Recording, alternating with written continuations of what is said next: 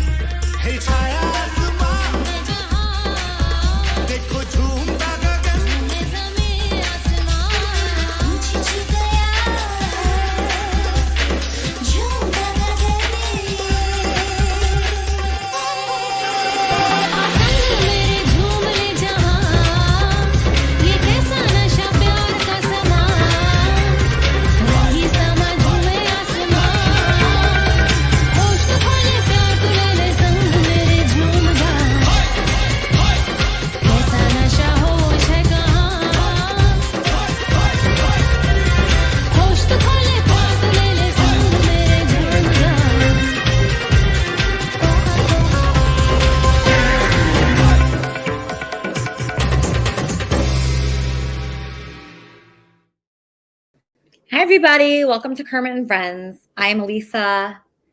This is Fozzie here, and Kermit is watching from heaven. This show has a lot of moving parts, everybody. This show changes all the time. You don't know what's going to happen here. I don't even know what's going to happen right now. Okay, that's the truth. So I think something's going to happen. I think certain people are going to show up. I think I'm going to have this guest and that guest. And, I don't even know if the real people are emailing me. I had somebody email me that they wanted to be a part of the show and they were like a very big star. And I was like, okay, this person would be great. I said, okay, call me because I want to make sure this is you. I don't know if it was that person or not. But then I started calling other people and bothering other people with it. So you know what? I'm not going to promote anybody. I'm not going to say anybody's going to be on the show because you just never know who's trolling and who's not. We go on. The show must go on no matter what. Kermit and Friends goes on no matter who quits, no matter what happens. The show must go on. Keep that in mind. And we're going to make it go on no matter what anybody chooses to do. A special congratulations goes out to a regular guest here. Barry Measy is engaged. Wow. Oh my gosh. I mean, what does that mean that Barry Measy's engaged and a lot of people, including myself, are not engaged? Okay. So this guy is engaged. Just congratulate him real fast. Congratulations, Barry. Hey, Lisa, how are you? So Barry, you are engaged. How did that happen? Yeah. How does that what? How did that happen? So I had met Marina back in 2015 initially. And we just recently reconnected, and we are hitting it off again. And so she's coming to America soon to see me. And bottom line, and it's the same way Yarden and I were engaged for a while, but hopefully it works out this time. Okay, so this woman knows she's engaged to you? Yeah. She is a former major porn star, actually. And she's retired from the industry. She actually quit the industry back in February 2016. Okay. Okay. And you're Kermitarian of the Week. Yes. Because you shouted out Kermit and Friends. So if you shout out Kermit and Friends on a major network, you get to be Kermitarian of the Week. That's how you became Kermitarian of the Week. You were on CBS. Is that right? Yes. Were you on CBS? Yes. CBS in New York City. Correct. Okay. So Barry. Donald Drake show. Barry was on CBS. He shouted out Kermit and Friends. He's Kermitarian of the Week. Everybody enjoy this clip. I do want to give a shout out, if I can. Of course. To somebody who helped make me. Three particular people. Okay. There's Matt Whittier of Offense Defense Sports Camps, who's my partner. There's Niall Henson, the pioneer of cable TV. Yes. And founder of MTV, who's my advisory. And then I have Elisa Jordana of the podcast Kermit and Friends on YouTube. She was a former writer for the Howard Stern Show, and she was in the band Cobra Starship, and she's the reason why I'm at where I am right now with everything I'm doing, because she gave me my start in the entertainment industry, and along with Niall, and without the two of them, I would not be where I am today. So I want to say thank you, Elisa, and thank you, Niall, from the bottom of my heart. I care about you two very much. I love that. Wow. So that was great, Barry. Make sure you do that in every interview, okay? Yeah, I will. Sure. No matter where you go, Yeah, MTV, I know. Fox News, you want to keep Kermit and Friends. Obviously, don't start, shifting to that porn star. You want to keep your heart with Kermit and Friends. Obviously, that's where it should be. When is your wedding, Barry? So we don't have a date yet. Really? Okay. Yeah. All right. Well, it's still very exciting. Kind of like you and Andy, how you never had a date yet. I pray it's not like that. Just real quick before we get to our first guest, I'd like to talk to Charmin, because next week's guest actually has only to do with her. So since Charmin's such a huge star in Kermit and Friends, next week's guest is actually, I don't even know who this guest is. Charmin, next week's guest has to do with you. It does. You know that? Okay, who is this person? This individual is actually, she may have no idea what's coming for her. She is actually somebody that I heard about through my campaign manager. My campaign manager told me a really horrible story about what had happened to her at a Super Bowl party in Minneapolis in 2018. And this individual is actually central to her story. Okay, so is this a friend or a foe of yours? No, I don't know this person. This person is not my friend. But the person followed you on Twitter and has some kind of feeling about you. She must. She showed up during a Kermit and Friend and followed me during a Kermit and Friends. I followed her personal page in January of 2019. When I heard about her, I stayed away from her business. So when her business page followed me during Kermit and Friends, I took it as a sign. It is entirely possible that my campaign manager lied to me about this entire story. This woman may not have any clue what her role in my life is. And I would like to have the opportunity to know what the truth is. Okay, so we're going to get the truth, you think, next week? I mean, who knows? Maybe she won't tell us the truth, but we're going to get some information. I'm putting together a couple things, make sure I send over to Leaf. Okay. We're going to do this as best we can. Okay, so this woman's coming on. I don't have any background on her at all. Well, we're all financial services girls, so we ought to be able to come up with something to talk to her about. It's my understanding she started selling gold. And it seems to me like that's the universe bringing us all together in a real unique way, doesn't it? Wow. Yeah. I mean, I guess I could talk to her about gold. I don't know if people would enjoy that, but I'm more interested in her relation with you and if she is involved in your campaign at all. She's not involved in my campaign. She was never involved in my campaign. My campaign manager knew her. My campaign manager was friends with her. This woman gave my campaign manager the invite to the party where she was assaulted. Wow. Okay. Okay. So that's she was the last person my campaign manager, according to my campaign manager, reached out to for help after she was drugged. Okay. Wait, the woman that's coming on next week was drugged? No. My campaign manager was drugged and violently assaulted at a Super Bowl party in Minneapolis in 2018. This woman brought her to the party, knew the people who assaulted her, and left her behind after she was drugged. That is the story I got from my campaign manager. Wow. Yeah, this is really painful. Okay, so the woman that's coming on next week is affiliated with the people that drugged your campaign manager. Correct. Okay. All right. We figured out who's our guest next week. Okay. So that sounds good. Let's get to the bottom of it. Yep. If anybody wow. can do it, you can. Yeah. Oh my gosh. Okay. So, Whoa. Okay. So that's going to be a good guest. Wheezy wants to be co-host. So Wheezy, what is your opinion on our next week's guest, Charmin's friend? I don't know. I don't think I should say friend. Can't hear you, co-host Wheezy. No volume. And it doesn't say you're muted. That's weird. Okay. Wheezy left. We're going to get to Janelle in a second. But first, a musical guest, a great friend of mine, someone I really respect. She's going to be singing her hit single right now. Her name is Laura. Everybody, welcome to the show, Laura Dawes. Hi, Lisa. So good to see you. So good to see you, Laura. It's such a blessing that you're here. Obviously, Thank you for having me. When I saw your hit single, I was so excited because I had never actually heard that song before. I mean, I've heard it, but I wasn't drawn to it like at first, right? But when you were singing it, I was drawn to it, and I got so sad because the lyrics are so they hit me hard. Okay, is that what you're singing first right now? Yes, Don't Start. Okay, so tell people what this song kind of means to you. To me, this is a song about empowerment and relationships and, yeah, holding your own. Holding your own. That is hard to do. Mm-hmm. We try to hold our own here. Let's everybody give your respect and your Kermitarian welcome to Laura singing her new single.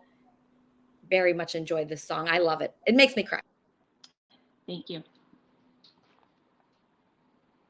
If you don't want to see me,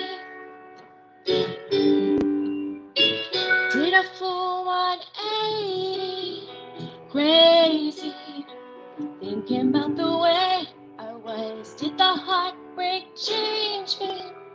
Maybe, but look at where I ended up.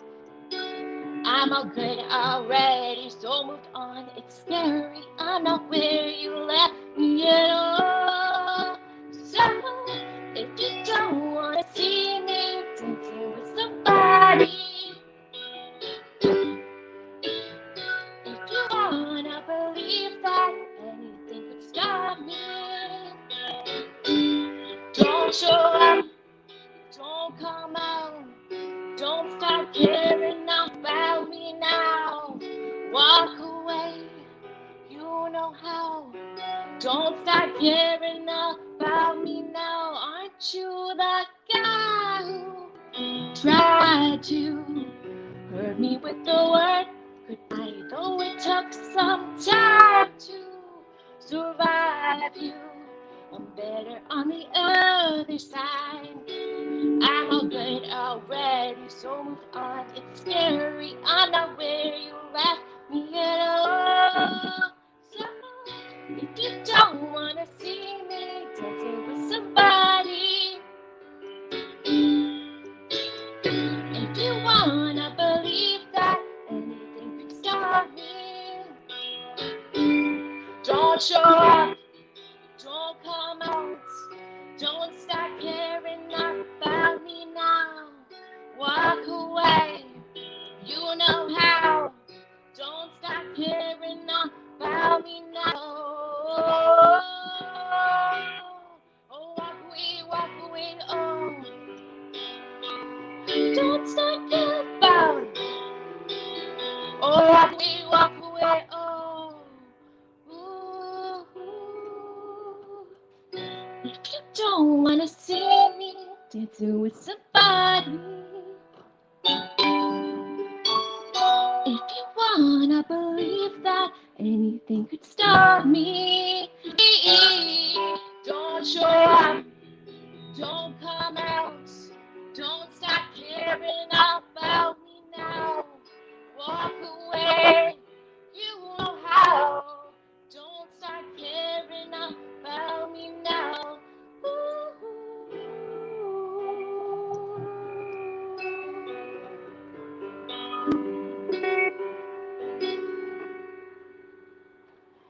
So you don't feel sorry for threatening Robbie here?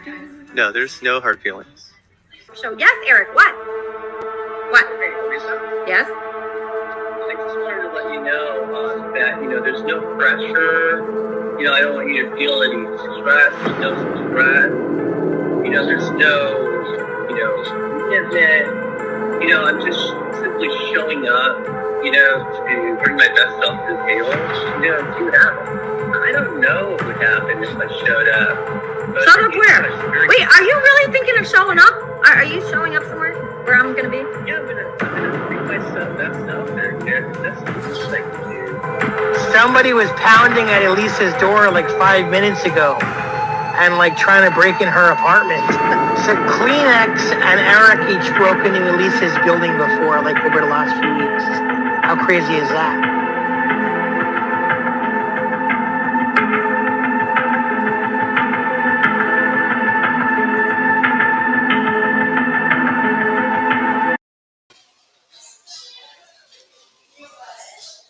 Eric.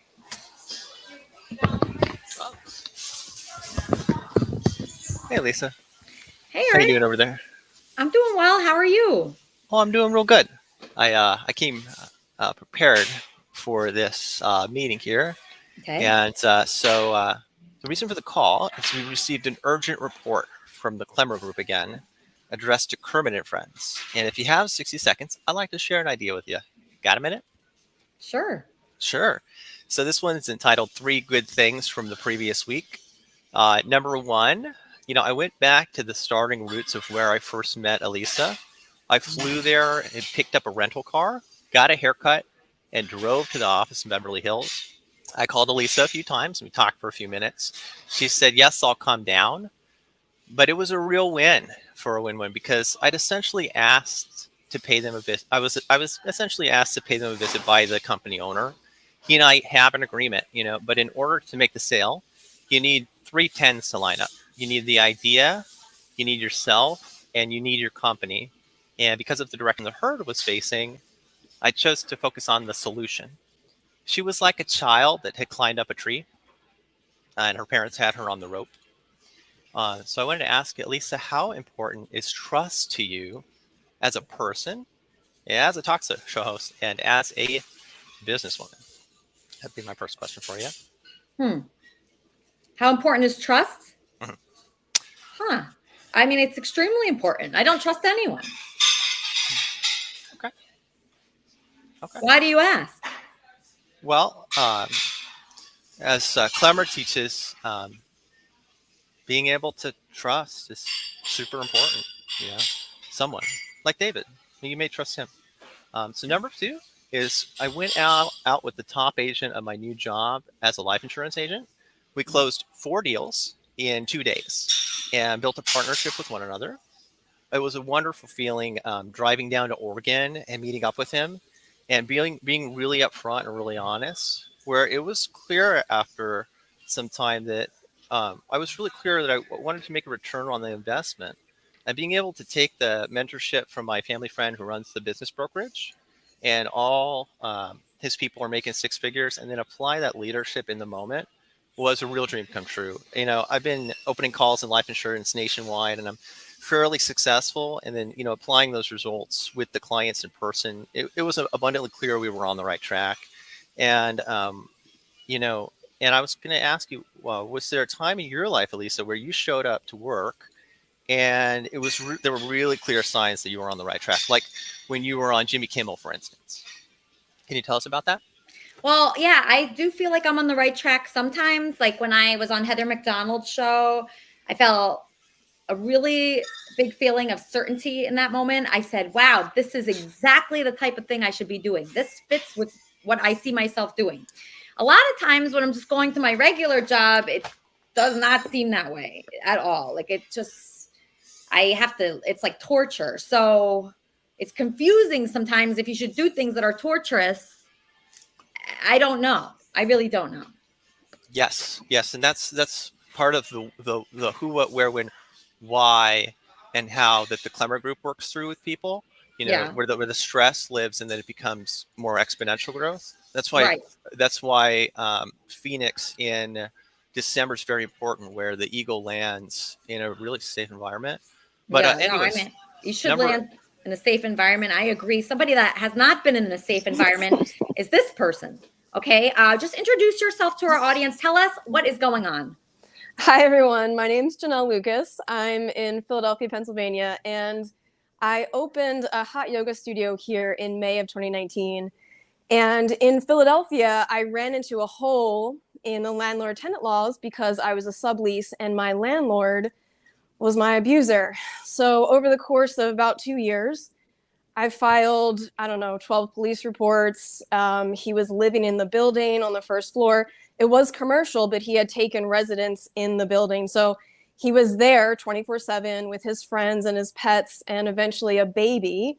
In addition, I was watched every day on 6 cameras that I know of, which means there were probably others. So for example, there was 1 camera by the entrance, there was 1 camera above the entrance door, and then when I would walk up the stairs to my yoga studio, there were 2 more cameras up in the ceiling and 1 or 2 over on the far ledge. So I just was constantly watched. I couldn't get any help from the police here. I don't really know what's going on, but I think something's very wrong. And I obviously stumbled into this hole that no one really knew was there. Eventually, so the owner of the building was trying to evict this man who was my landlord. And my landlord then turned around and evicted me, which he was legally able to do. So this landlord officially evicted me on August 14th of 2021, the week before he was evicted himself. In addition, the judge in my case mysteriously awarded him all of my equipment, my business, and my money. So I was confused about that part, Janelle. He took all the money that you had in every account. So there was penniless? So not almost. There was a judgment, right, against me that was $48,000. Okay, so his attorney, so opposing counsel, decided to just levy my bank account for $66,000, which was in defiance of the judge's order. The judge's official order was I owe $48,000 minus the renovations I did to the building, because I built a beautiful hot yoga studio that cost me $50,000, and I have all the receipts. So my lawyers and I worked diligently to properly prepare and document and file all of these receipts. And opposing counsel just defied the order and levied my bank account. So we had to go back to the judge and ask her to intervene, which she did. And then someone came to my apartment pretending to be a sheriff with a weapon, trying to get up to my apartment to serve me. That happened to me last week. Yeah. So then after that, all of a sudden, this judge just said, oh, just kidding. My order was not going to go by that anymore. And now they can just take your money without any explanation. So did you know that that was a possibility, that they could have taken the money from all your accounts? Did you I would have some kind of feeling at that point and start hiding. You didn't hide at all? No, I had no idea, because that wasn't what the judge ordered. And, this is my first time ever experiencing anything like this. I never experienced our justice system before. And I think I was very naive in terms of just putting so much faith and trust in a system that... No, you can't. You absolutely can't. People came to my door last week. I couldn't believe it. They were pounding on the door for 20 minutes. I hate that. That's very disruptive. And it's scary too, being a woman by yourself and having people banging on your door. It's horrible. And that was the other thing. I don't think this would have happened if I were a man. And it wouldn't. The saddest part is that I built a very successful hot yoga studio. And during COVID, I created an entirely new operating model. I called it a members only club, and it was fantastic. So we were doing better after COVID than we were before. I could have paid the rent for the next 3 to 4 years up front. But yet this man was able to evict me and take my things. Wow. Okay. So you were doing very well to be able to, just trying mathematically to figure that out. So how much was your rent per month? $1,450. $1,450. Oh, that's actually not bad. Okay. Yeah, so it wasn't too bad. Like 10,000. So you'd be paying like 50,000 up front if you were to pay that. Totally. So, and you were willing to do it. and still they gave you this trouble. I don't understand how this can happen. It's so unfair. It's so ridiculous. They're taking advantage of you. They're spying on you, actually. I wonder if that's legal to be spying on you. I don't know. I really didn't think any of this was legal, to be honest, Elisa. And I've just stumbled into it and I've learned all of this. And I really feel for like, I don't want this to happen to anyone else here, because I have a career and I know people look at me like I'm this little white woman. Yeah, I'm single and I'm in Philadelphia and I'm a career woman and I came from a poor family. I did this all on my own. So after that, to have some, bad actor just take all of your things, is disgusting. Do you have a good lawyer? It doesn't sound like it. I don't know. I like I said, I've never had an experience like this before. I've never had to hire a lawyer, so I don't have a reference for. I mean, I thought he was, but I don't have a reference. It's funny. I thought I needed a lawyer this week because a similar thing was happening to me, kind of. And I thought I racked my brain for all the people that I know, and you start to get desperate, right? So you start to get desperate and you think, okay, who do I know that is a lawyer or knows a lawyer? And there was this like Kermit and Friends wrap-up show guy whose cousin was a lawyer. And I was like, oh, he hates me, but should I contact him? You start to get desperate. And then you're like, can I trust them? Like, who is corrupt and who is not corrupt? Because I think that's what I've kind of stepped in. I mean, something is obviously wrong. My lawyers don't understand what's going on. And, it's kind of strange that like some weird man came to my apartment impersonating a sheriff. And then like 4 weeks later, the judge decides to just give them cash.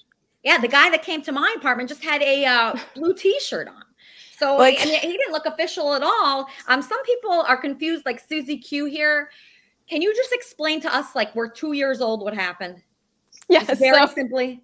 Yeah. So I built a hot yoga studio in a commercial building as a sublease to another tenant. This tenant owned a jiu-jitsu studio. And the owner of the building came to me about 6 months after we opened. And he said, hey, I'm evicting your landlord. Just put your rent in escrow. And I said, okay, fine. And then after that, COVID happened and my landlord turned around and evicted me. And he was able to do it through our legal system by delaying. Eventually my lease ran out in March of 2021 and our case didn't go to court until the appeal. So we won our first case in October 2020. That's again why this is so strange. So we go to the appeal in July of 2021 after my lease was up, and the judge just awarded everything to this very abusive landlord that was evicted the next week himself. He was evicted for the following. He was living in a commercial building.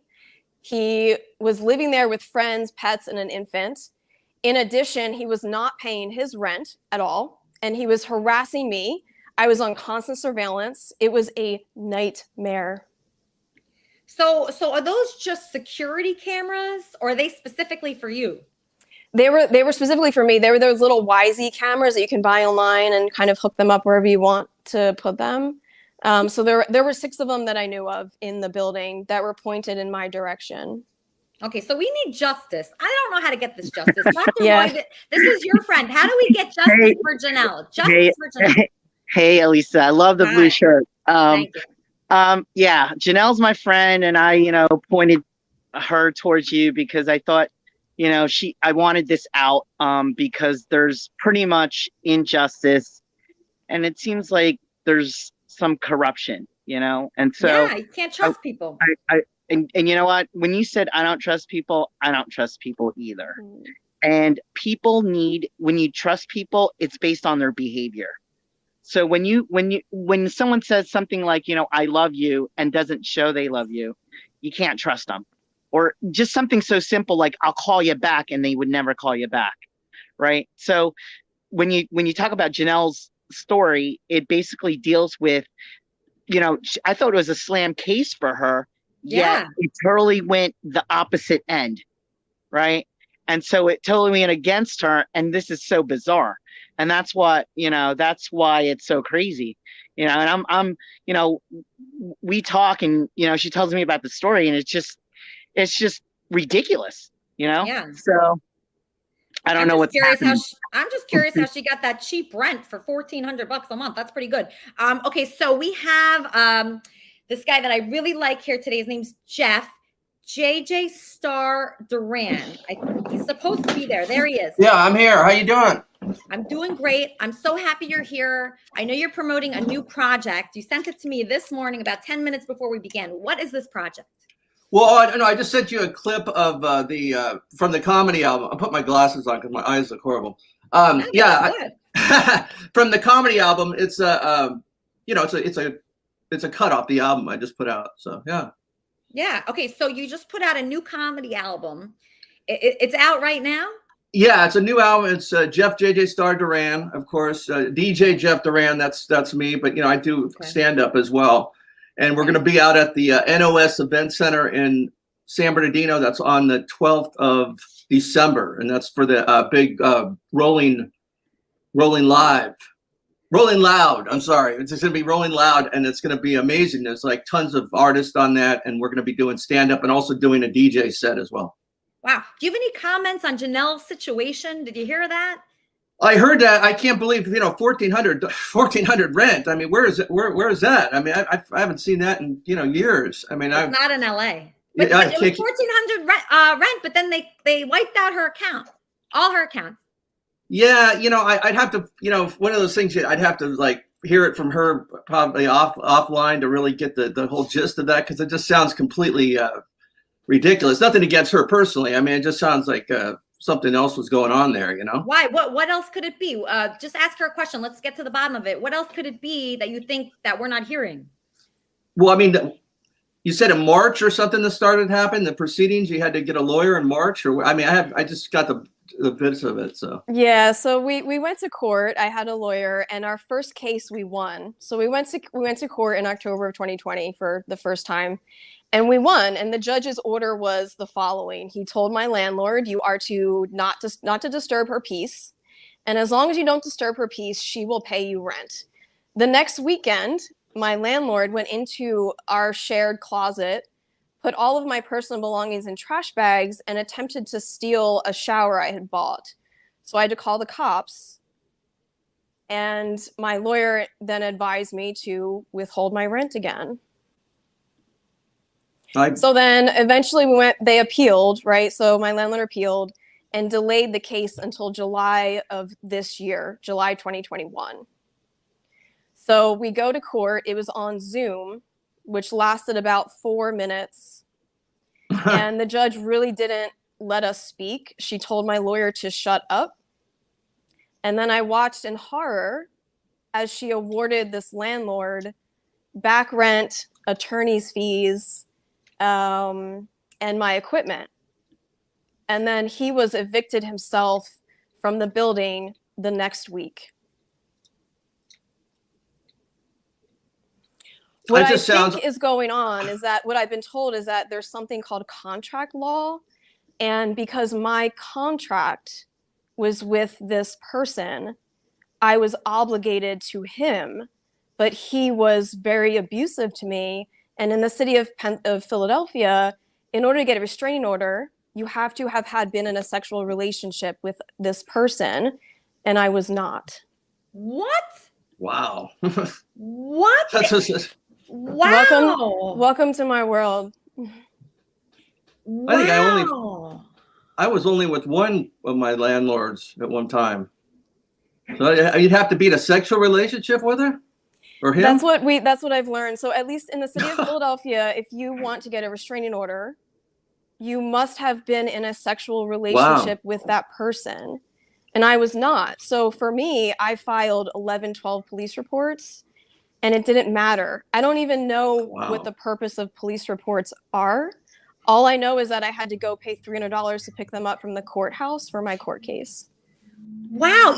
A restraining order. I've heard recently that just anybody can have a restraining order. Like you can just throw them out just if you don't like somebody to get back at them for something else. It's just ridiculous. And nothing really happens with it either. I don't think anything happens. Extraordinary circumstance. Yeah. Well, they'd have to find you. See, that's the thing that I'm good at is like people can't find me. I'm very quick. And, I don't mind taking staircases, so they can't really get to me. So I haven't had one. By the way, let me say that interview that you had with Heather McDonald, I saw that. That was amazing. You were great on that. Thank you. Thank you so much. Yeah, it was That's a great show, too. That's great. It's a great show. I've been listening to her since 2000. I want to say 15. I've been listening to that show. That's the only show I really listened to. So it was so amazing to get to be in there. And it was just so thrilling. And I felt like it went really well. But then, she didn't really get back to me afterwards. Like she didn't really promote me on it. So I kind of felt like, oh, maybe she doesn't like me. Yeah, but that was a great interview. We got to learn a lot about you in that interview. I think it was incredible. Yeah, I wouldn't take it personal at all. I think she just was. Yeah, I think. She has a lot of different guests on that, and she spent a lot of time with you. It was great. Yeah, she did. And she has a lot of different guests. I was just like, my dream would be to, become a regular on that show because she has some regular, comedians that are always on. Yeah, I'd love to be on it too. I don't. I've only met her one time. She's a great stand-up and just a great lady. Yeah. Yeah, you should reach out there. Just say you're a friend of mine. I mean, I don't know what that'll do. She might not like me, but yeah, I really got the feeling that, wow, we were just so great together, and a lot of people enjoyed it. Yeah. And I just thought, man, I wish she would say something to me, but I don't know. Like, I hope our relationship's not over. It's just very unclear. Like when you work with big comedians, what is that like? Is it like do you reach out to them and say, oh, we should do that again? It's weird. Like I know I ghost write for a couple people, but it's weird to I always give them their space and until they come to me and then I'll say something, because it's like, I don't like to, I get in the middle. I feel like I don't have a place in certain people's lives but if they come to me and ask, then I'll, definitely give them my opinion. But yeah, I try to be careful with that. Well, I always think that the more famous person should be the one reaching out. Yes, absolutely. And sometimes they're going through problems. Like I got a guy I know right now, I won't mention his name, but he just got out of rehab. And it's like, we got all this information on him. And it's like, it's hard to, people ask me about him all the time. And it's hard to not say until he's ready to come out and say it, Oh, so when you're writing for him, are you including that in what you're writing? Yeah, because he's doing a tour right now about live from rehab or straight out of rehab. So we're going to be able to figure out who that is. We're getting a caller. Kermit and Friends, how can I help you? Oh, yeah, I have a quick statement to make regarding Jeff. I'm a little nervous talking to Big Star Duran. Jeff JJ Star Duran, my statement is you're the most unfunny comic I've ever seen on the street. I'm just saying, try to be funny. Thank you. Work on your gig. Can you do something funny? Yeah, that's great. You know what? These guys are so nice. I love people like that. That call in, and that's great interaction with them.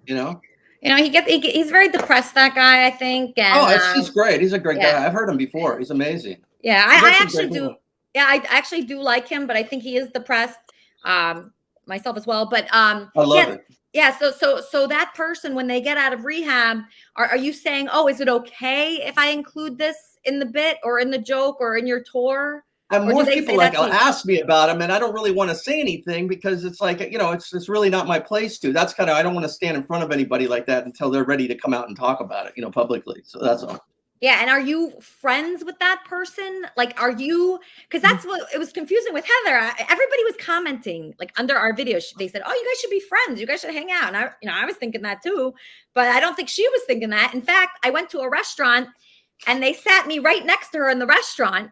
Oh, that's weird. It was really weird, and it was before the podcast came out, and I was like, "Oh man, she's gonna hate this," because it was a communal table. Oh, wow. That's weird. It was a communal table at Wally's where you sit with other people and they have no choice whether they sit with you or not. And out of all the tables there, they put me right directly next to Heather McDonald. So I'm like, oh, no. Because she didn't put out the podcast yet. And I'm like, this is going to ruin it more. She's going to think I did this on purpose. Oh, I know. I can see how you would feel that way, but no, she's probably, it's just circumstantial. That's cool. I don't know. I don't know. No, it was a great interview, though. You did a great job, and I'm sure she'll have you on again. Thank you. I'm getting some questions from people. Are you wearing makeup? Eye makeup? Oh yes, yeah, absolutely. I look horrible, so I have to put makeup. I mean, as you get older and older, more makeup I got to put on. Yeah, I was driving to Malibu yesterday with my 25-year-old colleague. I have a 25-year-old colleague. Nice. And she's taking pictures of me as I'm driving. And I look in the pictures and I'm like, I look like an old lady in these pictures. Like they were the worst pictures I've ever. You don't. And these pictures, I'll show you, just not now, but later I'll show you. They are the worst pictures ever. And I said, wow, I got to get funnier because I can't rely on my looks anymore. Yeah, I can't rely on anything anymore, apparently. Yeah. So I know what you're saying. Yeah. It's No, like, it's great. Once you get to a certain age, you just got to get funnier or something else, because I'll tell you, there are changes that happen that you just cannot control. So I wear makeup all the time. Oh, you look, but I mean, for a 70-year-old though, I don't look bad though. I mean, for 70 years old, I look pretty good, I think. I don't know. Who knows? At what age did you start wearing makeup? Oh, I started cross-dressing when I was 13. Oh, I didn't know you were cross-dressing. I mean, well, you know, I experimented with everything, you know. Oh, that's really cool. Okay, I'm getting a caller. Kermit and Friends, how can I help you? Oh, Lisa, I was just listening in, and I wanted to tell you that you look like $1 million.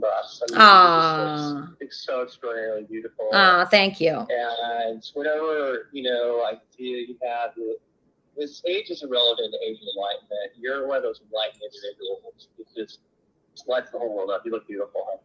Wow, that's Eric. See, Eric, thank you, Eric. Wow. Okay, so see, there's some people out there that still say those things to me. So I feel like even if they're crazy, I should keep them on hand. I mean, how old are you? 32 or something? I'll tell you later. I identify as 32. So Alisa Jordana is 32. Alisa Schwartz is another age. It's in Hollywood. That's fine. Yeah, that's Hollywood. But I'll tell you, you do see the difference. And actually, oddly enough, guys my age that, they don't pay attention to me. But young guys in their 20s, they do now. And I love that. I love that. That's fun and exciting for me. And it's always surprising. But then when I try to be with that person, they're just so immature, and they really are. I mean, I love the young guys too. I love the young people too, but it's like they are annoying. You know what I mean? It's like, geez. Yeah, it's too much. Yeah, there was this one cute guy that I knew he liked me, and I knew he was really into me. And then I started spending actual time with him. And I just thought, this guy knows zero about the world. He doesn't know anything. He's so dumb. And But they're just good to look at. There's just a good eye candy. Yeah. Yeah, I mean, they're good eye candy. And then also is they have a new energy where they're not bitter about anything. That's true. You don't want to date a guy that's like over 40 that's all bitter, and it's no fun. It doesn't matter if he has a lot of money, it's like it's still not fun. You know what I mean? Exactly. Trust me, I know from experience. No, I mean, I woke up this morning and I was mad at so many people and so many situations. I was mad that tomorrow's a holiday and I'm going to work tomorrow and I have 10 appointments. I was mad at that. Is it a holiday? What holiday is tomorrow? I think it's Columbus Day tomorrow. Oh, okay. Yeah, so the banks are closed, but I still have to go into work, even though I'm in banking for some reason. Oh, you're in banking. Oh, wow. Okay. Yeah, cool. Yeah, I'm in banking. So I have to go into work. I have 10 appointments tomorrow. I was so upset about that. I woke up just pissed this morning. I was so pissed off that I had to go into work, and I was just angry about it. I was angry about a lot of things at different people. This guy, Red Bar. You know this guy named Red Bar? Oh, yeah. Mike David. Yeah, he's great. Yeah, so somebody from his camp emailed me that he wanted to come on Kermit and Friends. And I looked him up and I said, wow, this is a great guy for Kermit and Friends. He's good. He's a great guy. He'd be a great guest. And I knew that this guy that's also affiliated here, Cyan Z, they don't get along. So I was like, oh man, if I could get Cyan Z with Red Bar, that'd be a beautiful episode. Beautiful, And I was so looking forward to it. And then the guy Red Bar just completely disappeared. I don't even know if it was him. He didn't get back to me. And it's just so annoying. So I woke up pissed at that, pissed that I had to go to work tomorrow, just pissed at many situations. So I think when you have a young energy, you don't wake up like that. Mike, he lives in Palm Springs. I know that guy. Red Bar. Yeah, he's cool, that guy. I'm sure it was maybe something happened. Who knows? He's a lot of stuff going on with that dude. Yeah, no, I know. I love the way he fights with people. I mean, he's just perfect for this show. He's perfect. So I want him here. If he's listening, cool. I still want you here. Yeah, I saw that you were actually following him. So I was I know. I've known him. He's been on for like 20 years. He's had a great show. That guy's incredible. That'd be good. That'd be interesting. Yeah. Oh, yeah, absolutely. So, yeah, for all of I fought with him before, but a long time ago, not recently, like years ago. But I mean, I think he's great. I get what he does, Why were you fighting with him? Just, because I was on radio and I took myself too seriously, and he pointed something out. It was just it's some dumb bit that was done years ago. But nonetheless, he's evolved too over the years, as far as his show. So, yeah, that'd be a great situation for you guys. Absolutely. Yeah, so we're going to try to get him here. Let's listen to your promo. Oh, listen! I thought it's because it's visual. I think. No, I meant watch. We're gonna watch We're going to watch your promo. Just introduce it just quickly. What is this? What are we watching here? This is a cut off the album called Drugs. Okay, great. So it's called Drugs. Are you on drugs currently? Do you like drugs? I've done every drug. Yeah, I mean, I got to. Of course, as we get to be 70 years old, you got to wind down a little bit. But I mean, yeah, I've done my share, and your share too, probably. Yeah, I mean, someone gave me a vape the other day, and a lot of people I know do this vaping. Do you vape at all? Never smoked a cigarette. I've smoked crack and I've smoked heroin, but I've never smoked a cigarette, believe it or not. But yeah, I know a lot of people do that vape. It's crazy. Yeah, so this guy handed me a vape. It said cotton candy vape. And I tried it, and I immediately wanted to go to the hospital. Oh, wow. Immediately. It was so horrible. I started freaking out. I started getting really paranoid. I was Googling Kaiser Permanente near me. And I was so worried. So yeah, I'm just too much of a paranoid person. I shouldn't be doing any drugs, and definitely not crack. Crack, I've heard very bad things about. By the way, once in a while, some crack have never killed anybody. I love to like go check myself into a hotel. Before COVID and stuff, and just like some seedy like hotel and just go, wild with that. But I don't do it anymore. I got to be careful, But crack, I mean, I think it did kill people. Yeah, but you got to know what you're doing. It's just like you got to do that, and then you got to have a little like heroin or an opiate there as you're coming down, because you get the blues really bad. So those are just the swings and the slides, they call them. Wow. Okay, I didn't realize that crack needed other things. I thought when you have because when you come down, like you have to have something to deal with that whole depression that offsets cocaine. So. I mean, it's something that to do crack now is kind of embarrassing, but I mean, in my day, I've done a little crack here and there, Yeah, I don't think I would do crack. I don't want to be called a crackhead. Do some speed, do meth. It kills the common cold. I think it helped, got rid of COVID for me, because I had COVID and I did some methamphetamine, and all of a sudden it was gone. So I think that's something that people don't talk about. Methamphetamine, but you got to get the good stuff, the Hell's Angels stuff, like from the desert. That's what I do when I get it, But I got to be careful, because I'm getting older. So. Yeah. Be careful. Okay, so let's check out your video for Drugs. This is Drugs. Hopefully. It's just a clip. Okay, yeah. just the clip. Everybody enjoy. Live in the hearts of those who know lawlessness and insanity. For these cool ones, I like to do massive amounts of cocaine. How about you? I never did a show straight. Leaving me outside with bag ladies and gardeners and guys that think Jesus is a Puerto Rican white beater who sells crystallized methamphetamine to underage school children. And I got a problem. I'm on my knees, banging on the glass to get a drop of my sweet nectar so I can stop shaking like Muhammad Ali at an ATM? Like a Jewish vibrator? I got a fucking problem. Covered in powder. I need to do my makeup. Well, it's Coachella. I mean, you got a party. I mean, that's fun. I feel like I don't really know how a lot of people do Coachella. The picture, let's get mixed up and intoxicated till we wake up in the ER under observation. And I guess what I'm saying is you should do drugs. Lose touch with everyone you love and come and kick it with us. And what about the Stones? $500 to see the Stones live. If I'm paying $500 to see the Stones, Keith Richards better get off the stage, come over and tie off with me. You know what I'm saying? Yeah. Does that come with brown tar? I robbed old people for their drugs. Because they get the best fucking shit, man. But you relate to all those everything that was said, like the Vicodin and the old man's Cadnan. I mean, goddamn, how many times has anybody gone to use the bathroom at an old person's house and you're fucking checking out the medicine cabinet to see what they got, And I mean, I completely fucking related to that. It was so funny, man. And I pimp Satan. I'm so fucking bad. I'm I'm crazy. Crazy. To be able to keep pushing and going forward with that. Dedicated to my brother. I got nothing left. I've been on borrowed time too long. Living too fast, now it's all gone. I risk it all to never look back, even fair time. Fucking struggle, fuck subtle. I'm Boston George with the hustle till I bubble. I double the time to double my stacks in my mind. I'm serving time, working 9 to 5s. What you expect from me, raised by G's? We had it fucked up, thinking we could follow our dreams. That's why I'm chasing my demise, getting high, sipping cheap liquor, tongue in the barrel while I'm finger fucking the trigger, thinking. a lot surviving, just the product of a dope fiend. Mama, forgive me, I'm just living out your pipe dreams. You wonder why I'm fucking heartless? Wow. I was like, oh, yeah, go ahead. Wow, that was good. Okay, so a lot of that footage. So did you make that recently? It's somebody. Yeah, my assistant made it. Yeah, it's all that's just a clip. It's actually it's really just audio, but they wanted to put some visual elements just so you could get an idea of what we're talking about. That's all that was. It's not from anything. It's just like it's a clip, an audio clip.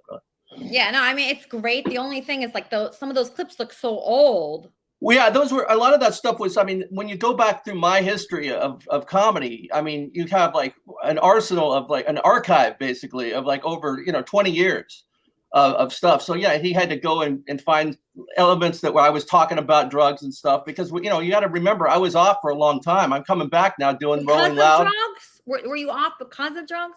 No, I retired. I had made enough like in 2013, something like that, to take some time off. My dad got sick. Yeah, my dad was a German Jew, and he passed on a couple years ago, so I took care of him. And I did my mixtapes as a DJ. That's what I did. I made my money doing that, producing and stuff like that. So I'm just recently getting back to stand-up comedy, and we'll do the Rolling Loud again on December the 12th out at their NOS Event Center in San Bernardino. Also, Comedy Store too. Oh, the Comedy Store. That's something I could actually go to. We have a person here that I'm shocked to see. William Quigley. Welcome back to Kermit and Friends. Wow. Oh, can you hear me? Yeah. I'm not on mute. Well, there's an echo. I don't know why there's an echo. Because you're on TV too. Okay, turn me off TV. We'll watch me later. Wow, Quig, you're what back. Do you watch me later? What do watch me later? What do you mean? You watch me later when this is done? I can't believe you're back. Yeah, wow. At least that she calls me at like 9 o'clock back in the old days. Your voice sounds really different. Craig, let's watch the show together. And I have it on volume. You're listening. To see, the extraordinary artist William Quigley here back on Kermit and Friends. He is such an extraordinary visionary, William Quigley.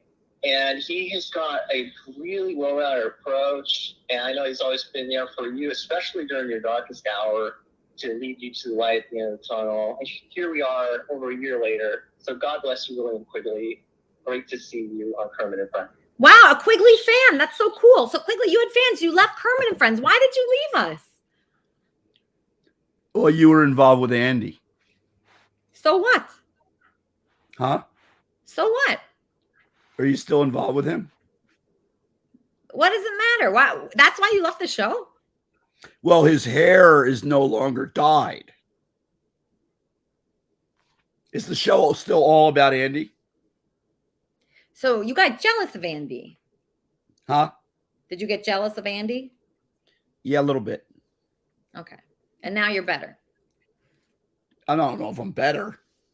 That's a terrible, terrible, terrible reason to leave a show just to be jealous of one person. There's a lot of people on this show. Quig, keep her away from me. Quigley, what did you get me into, buddy? He really said that to you? Keep her the fuck away from me. I don't think he said that. That sounds fake, Quig. Well, it's because I have a cold. I don't have a cold. I don't know what's wrong with me. You haven't been with Kermit and Friends. That's what's wrong. But were you upset that he was so involved with the show? Were you upset that there was like news articles about him being on the show? No. I used him as a carrot. I dangled him to you. I wanted to see if you changed. What does that mean? Well, you're so talented. And you just I have the same problem. You should just focus on you. But you left the show because of him. So it seems like you were very focused. Because you're a great singer. That's why I left. All right, whatever that means. I don't know what that means. No, you're an awesome, talented singer, at least. My camera's a little weird, isn't it? Yeah, there's some weird stuff going on for sure there. It's hard to keep people around. Jeff, I have this guy, Quig. He was producing the show. He booked Andy Dick. Producing the show. Is that the famous the painter? Is that the Yeah. guy? Yeah. Oh wow, what an honor, man. Jeez, that's great. That guy worked with Warhol. These are and all other those people's people. paintings. They're other people's paintings. Yeah, but he was I buy like a in the lot of 80s art. and 90s. I mean, he's like a vision. This guy's amazing. What an honor. Yeah. Yeah. Cool. So I can't even believe it. Yeah. So he's a That's famous other artist. people's art. That's young Jake. Quig, just stop. Just he knows who you are, so you can be happy about that. And he was also producing Kermit and Friends. He booked Andy Dick. He booked the first doctor to be in China for the Wuhan, China for the COVID virus. He booked Rajiv Fernando. He booked fantastic guests, and then he just quit the show out of nowhere. And now he's back. So Quig, are you going to be producing Kermit and Friends again? No, why not? Yeah, why not, Quig? You're doing a pretty good job yourself, Elise. All right. All I did was get criticized for how I didn't produce it well. Where are you living now, man? Are you in New York or where are you? I live in you ever hear of the I live in New York. Cool. Yeah. But He's not in in New York the City. Hamptons. He's been doing well. I know you've been doing well. You had your NFT, right? How's the NFT world going? I'm a millionaire now. Oh, Well, I already was, but I mean now I'm more of a millionaire. Oh, I'm great. not a billionaire yet. Oh, okay. So everybody should Like know. my counterpart, William Quigley. Well, that'd be a good guest, wouldn't it? Yeah, so this William Quigley actually hooked up with another guy named William Quigley. And that William Quigley, I think, might be the better William Quigley because he seems very nice. If you look at clips of him, he doesn't seem like the type of person to quit Kermit and Friends because of Andy Dick. He seems like the kind of guy to stick around. What do you say, Quig? I'm going to get a picture of William Quigley, show you guys. Okay. Want me to do that at least? Yeah. We love This is just like the old days. Oh, yeah, this is great. So, if your name is William Quigley, either one, we love you on Kermit and Friends.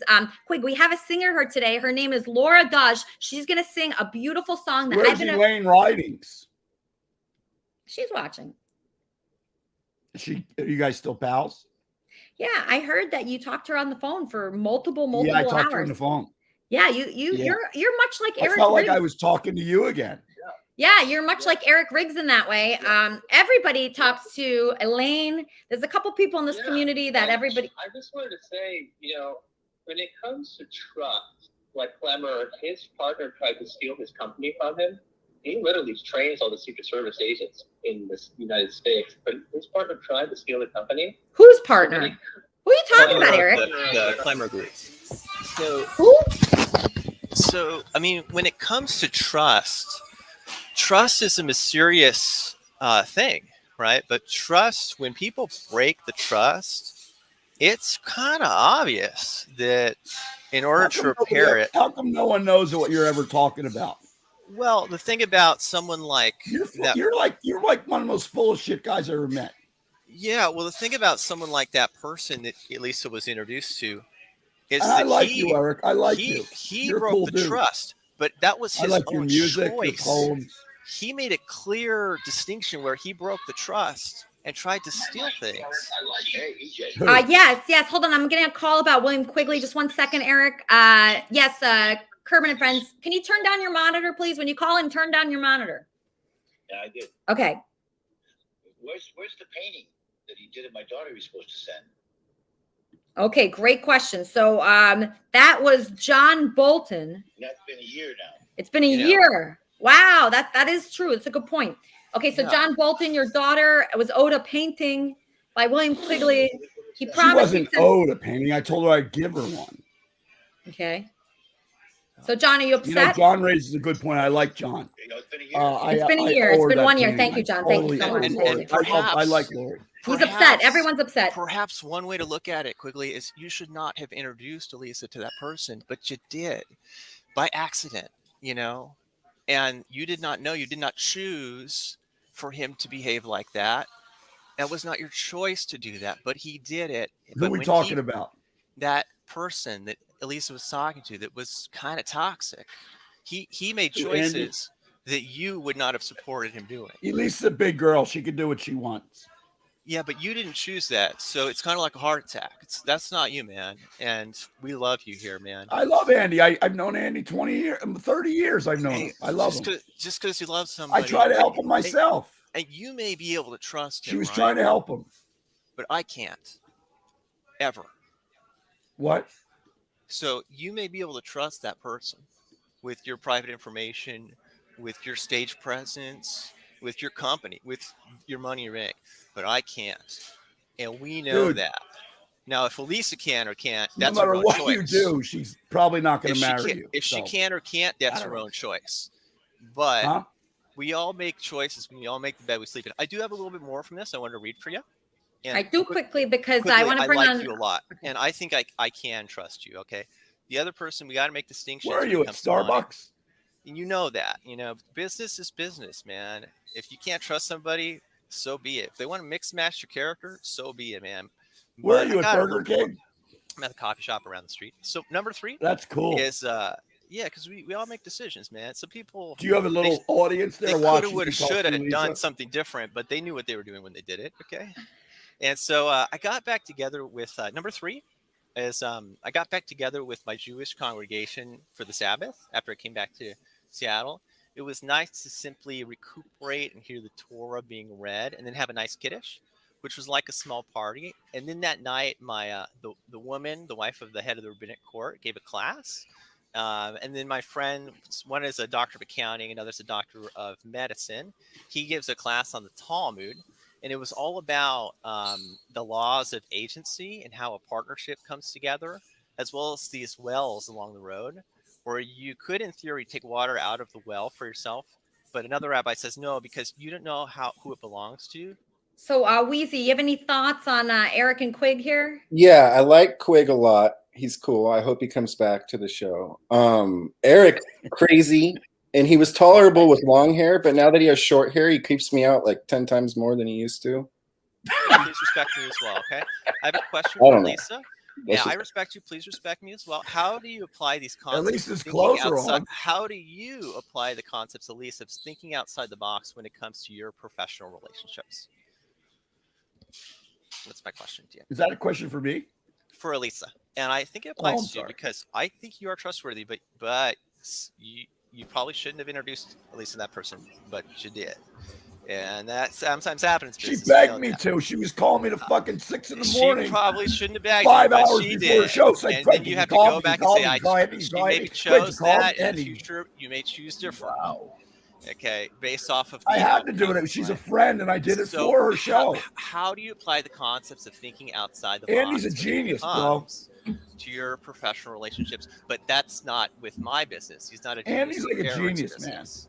So, how do you apply the concepts of thinking outside the box when it comes to your professional relationships, Elisa? Well, I didn't look at him the as box she's like in. She's that. overlooking the whole fucking city. I didn't look at it like that, Eric. I didn't really, I consider people my friends here. I didn't look at it as a professional relationship, really, with Andy. He was just kind of like I don't know. He was like my friend, I guess. It's like a funeral. What's going on, Quig?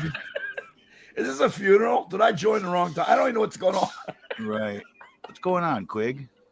What the fuck's going on in your show? It's been a year, man. What the, Huh? It's been a year. Been waiting for that painting. My daughter's got a place to hang it finally. Some people pay me a lot of money and they've been waiting 5 years. I look at it But like you offered it puts the more painting. value in what I do. You offered that painting to Lori, and she's been waiting for it. I did. You're right. Yeah. John, I'm really glad you're bringing it up. I like people like John because he's very straightforward. Yeah, he is. He's And very. Danny, I I like didn't being snort called out nothing. on my crap. Danny I from don't LA like being asked called on what my I crap. what I don't like snorting. saying didn't things I don't snort like to nothing. do. That's Yeah, no, it's, I it's like fine. I like mean, to do things that I say I'm going to do. I mean, it's hard for everybody, but why I try didn't not you to send say the painting? things- Why didn't you send the I painting mean, to? the thing is that, promise is a promise, a deal. You said you were sending it. She's waiting to be able to show it and be proud of it and have something I really don't have any for the rest of her excuses. life. If you let me talk, I don't really have any excuses. I absolutely agree with you. you know, I'm glad I came on because now it reminds me I do going to send, even though I didn't come on, I was going to send the piece. But, you know, John, between you and I, like, you know, I think Picasso said it, but like everything I do, I'm pretty insecure about. You know, maybe I'm lucky, I make a living, whatever, but I still value what I do. And I wanted to make a good piece for her. And I literally moved studios. I've been moving all this stuff and trying to get my studio all set. And she's like one of them, you know, it's a number one priority of mine. I would put it like that. Okay, good. Okay, well, when you get a chance, it'd be nice to see that you kept the promise. I mean, yeah, a promise is very good to be kept. Kermit and Friends, how can I help you? Yeah, I hate to break it to Johnny B, but Quig threw out the Lori painting in the trash. It's in a dumpster a long time ago. And I'll pay Quig $500 right now to show that shitty painting of Lori. Thank you. Oh, so you think he doesn't even have the painting? Do you have the painting, or you don't even have it? He doesn't have it. There's no way. It's gone. I did show you an example of it, though. Remember we had the photo on here. Okay. You know what? Actually, you could help with. Actually, we need help with this wrap-up show. We have no wrap-up show anymore. Did you know that? Oh God. We have no wrap-up show whatsoever. Don't you feel grateful you have a whole show? What, you need a wrap-up show? What do you like, the NFL? Yeah, I need multiple wrap-up shows. It's like a football game. I feel very empty inside unless I have multiple wrap-up shows. Yeah, you want it all, don't you? I mean, yeah, that'd be good. Okay, so speaking of having it all, we have Kleenex here. Wow. Kleenex. Don't do it. Oh my God, he's like Don't one of the first do guests it. in history. Don't do it. Don't do do a what? wrap-up show quick. Don't do it. All the wrap-up people die with it. You don't want to die with it. Don't do it. I don't think I'm doing it anyway. I'm lucky to be on Don't this do show. it. Don't do it. I can't believe I'm even here. I know. I can't either. It's Sunday. It's raining out.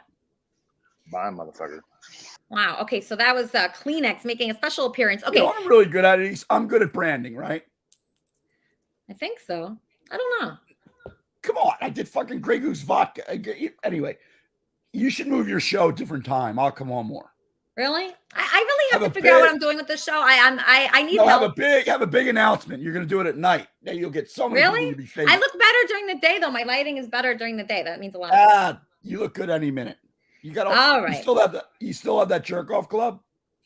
No, they quit too. All right, just hold on. I'm gonna bring Laura on. This is my favorite song. Okay, I heard this song. Laura, what year did I hear this song for the first time? 2010. 2010. And I never forgot this song, you guys. It has been in my head for 10 years. 10 years. Tell us a little bit about this song that you're going to play. It's called My Own Medicine. And yeah, I'll let the words in the song speak for itself.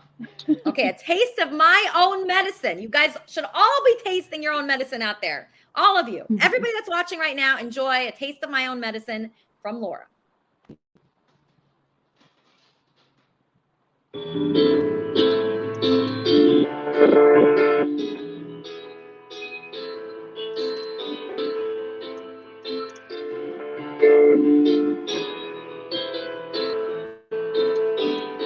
There was some way I could figure you out, that I could read you, and I need you. Got the wheel spinning round in my head, I don't know just what to do. Came along and took me for a ride, and you were gone like the speed of light. The dust won't settle in my head from the clouds till I get my feet back on the ground. You give me a taste of my own medicine. You're making me wait for the next dose. Got me feeling like a patient when I'm used to playing doctor. Giving me a taste of my own medicine.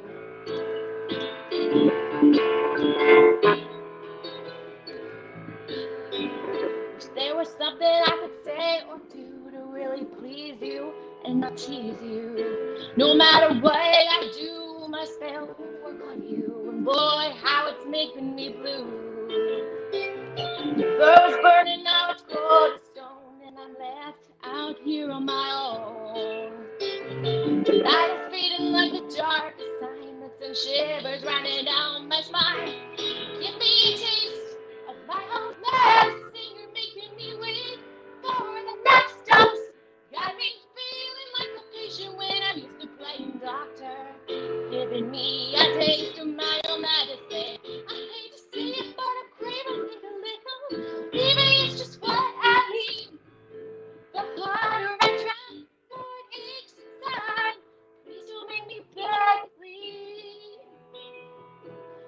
give me a taste of my own medicine.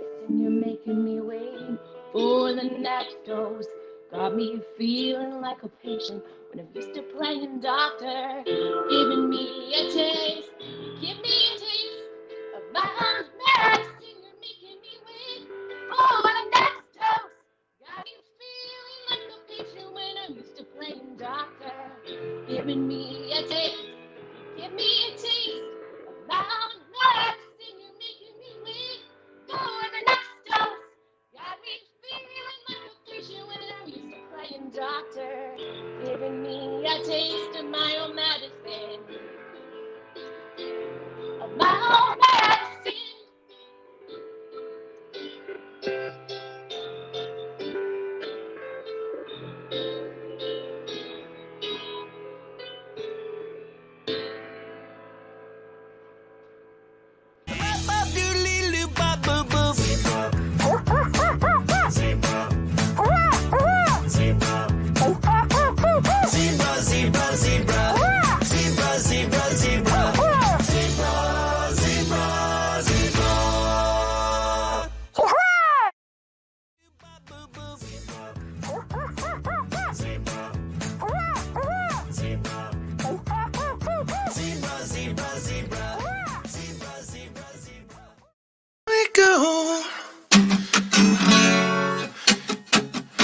Simona, you're getting older.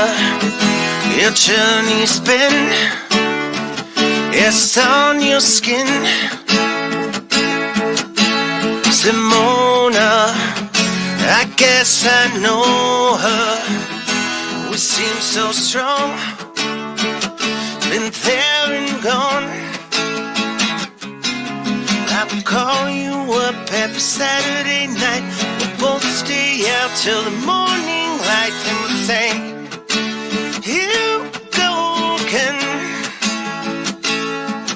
And the time goes by, I will always be in the club with you in 1973.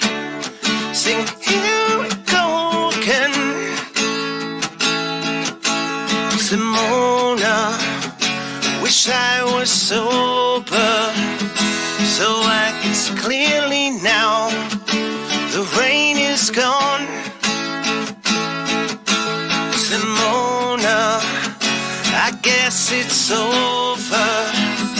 My memory plays our tune, the same old song. I will call you up every Saturday night.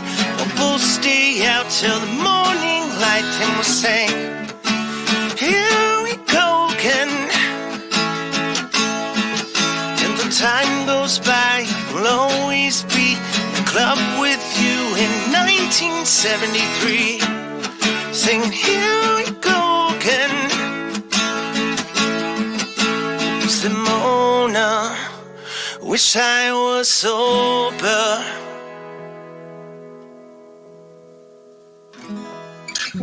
If you don't wanna see me,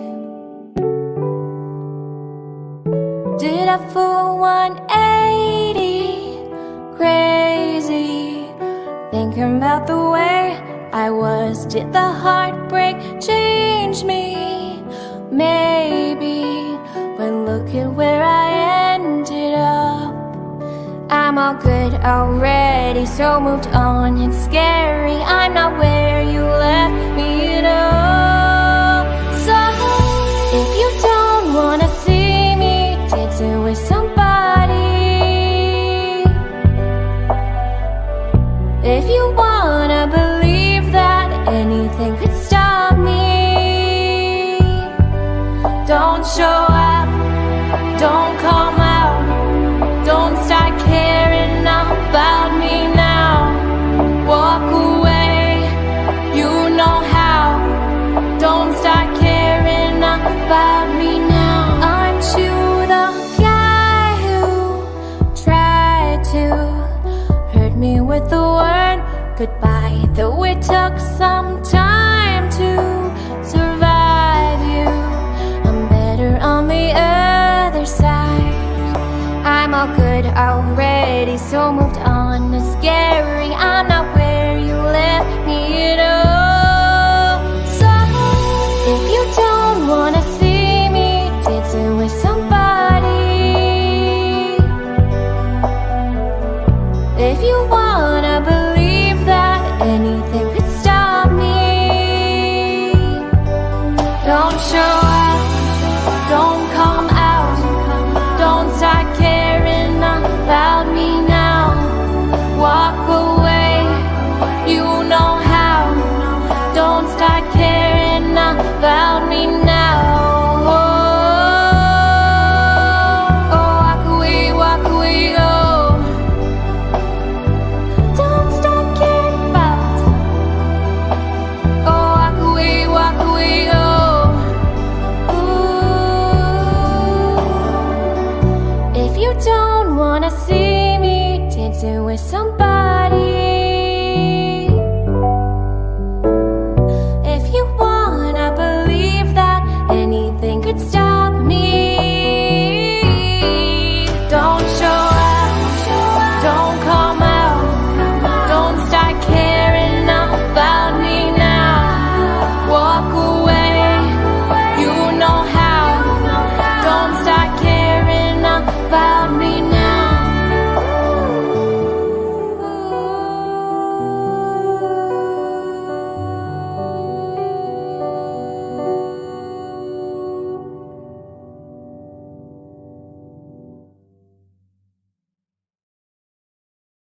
So I looked up the lyrics, Laura. Don't show up, don't come out, don't start caring about me now. Walk away, you know how. Don't start caring about me now, because you had your chance and you blew it. Right, Laura? Yep. That person blew it. So if they blew it, they're not getting another chance. Exactly. So if people want to look you up and find out how they can't get another chance with you because there's just no shot, if they couldn't do it the first time and they miserably failed, you know who you are, by the way, people that are watching this. If you failed the first time, there's going to be no other next time. And if you want to just stalk Laura through Instagram or, online, because that's all you're getting because you can't come back, how do they find you? You can find me on Instagram at Laura Does Music and Facebook at Laura Does Music, as well as on YouTube. And I also have a website, lauradoes.com, lauradoesmusic.com. Yes. Okay. So everybody follow Laura. Obviously, she's a friend of mine. I'm a huge fan. When I saw that song, Thank you. I was like crying. The lyrics are so important for those men out there that think they can come back. They try to weasel their way in. Maybe they like one of your pictures and you're like, oh, they're back. But no, you're not back. You're never coming back because we're done with you now. So don't start. Okay. All right. So Laura, did you enjoy Kermit and Friends today? Are you going to come back? I did. Thank you so much for having me on. It's so good to see you. Okay, good. I'm glad you had fun. After this show, we're going to have a wrap-up show. We're going to talk about Laura. We're going to talk about Quig. We're going to talk about new potential co-host Wheezy. Yes. And Charmin. So next week is a very big Charmin week. Week. Okay. Yeah, because we have a woman. I had to write it down because I was so confused. Sounds a little dark, doesn't it? No, but we're dark. Wheezy. I know. Yeah. We're not all rainbows. We're not No, all. Sure. Yeah, we're not all rainbows. We're not all sunny days. No. There's clouds out there. And we've had tough times. I've had a tough, horrible life most of the time, and Charmin probably too. And so we're having. Okay, so I'm gonna try to explain it in the best way possible. Okay. She had a campaign manager when she was running for president. Okay, she was running for president of the 2020 election. She had a campaign manager who was assaulted and drugged. Unbelievable. That's unbelievable. That's the right reaction. That's the right reaction.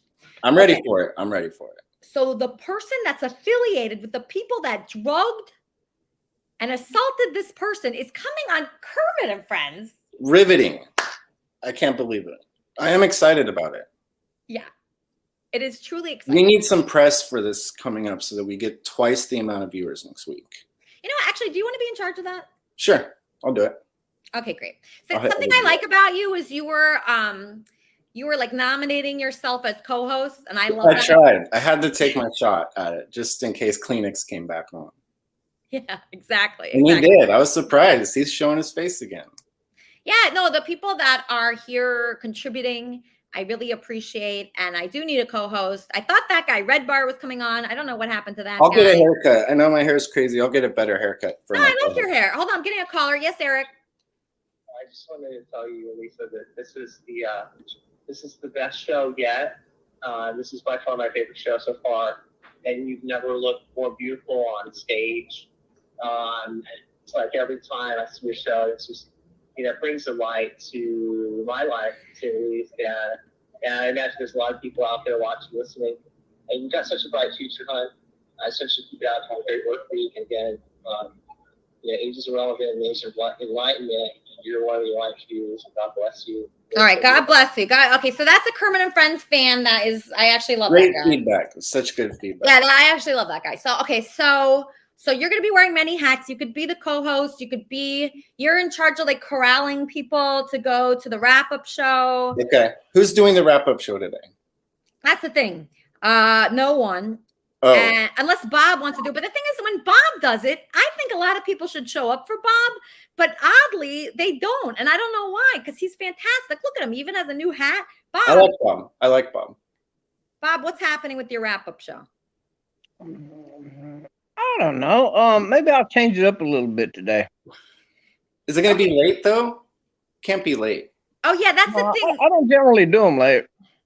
That is the problem. I think when people start later, there's confusion, and I don't want any confusion. So the people that are on Kermit and Friends, like Janelle and Laura, and all the regulars, those people should. I mean, only if you want to, but I think it's fun. I mean, it's you can get out your story more. You'll have more time. It's more of an open format. So on this show, the reason why it can get confusing for people is because it's like very fast paced. And that allows doesn't allow for that much explanation of stories. So like, for instance, Janelle's story is like I have the PDF format of her story. It's like a huge long story and it's fascinating, but the wrap-up show can dissect it more.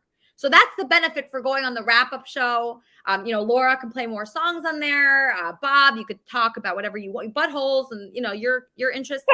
So that's the benefit of going on the wrap-up show.